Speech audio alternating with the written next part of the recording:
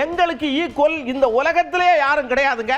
திமுகலாம் ஒரு பொருட்டே கிடையாது. நாங்கள் ஈஸியாக ஜெயிக்க போகிறோம், அதுக்கு உண்டான எல்லா வேலையும் அவங்களாம் பார்த்துருக்காங்கன்னு வானதி அக்கா வடவடன்னு பேசுறாங்கல்ல.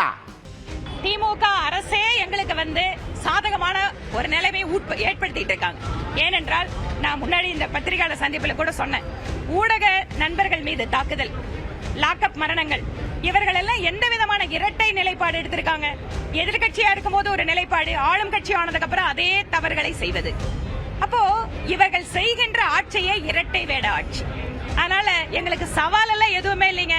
அந்த திட்டங்கள் எல்லாமே டிராமா திட்டங்கள் தான். இப்ப ஒரு திட்டத்தை கொடுக்கறாங்க, குறிப்பா நீங்க சொன்ன மாதிரி பெண்களுக்கு 1000 ரூபாய் கொடுக்கறாங்க.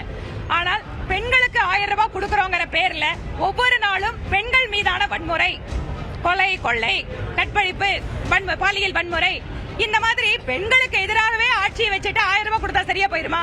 இதெல்லாம் பெண்கள் அந்த அளவுக்கு அவங்களால புரிஞ்சுக்க முடியாதா? அதனால 1000 இல்லைங்க, 10,000 ரூபாய் கொடுக்கறேன்னு தேர்தல் அறிக்கையில சொன்னா கூட பெண்கள் திமுக ஓட்டு போட மாட்டாங்க.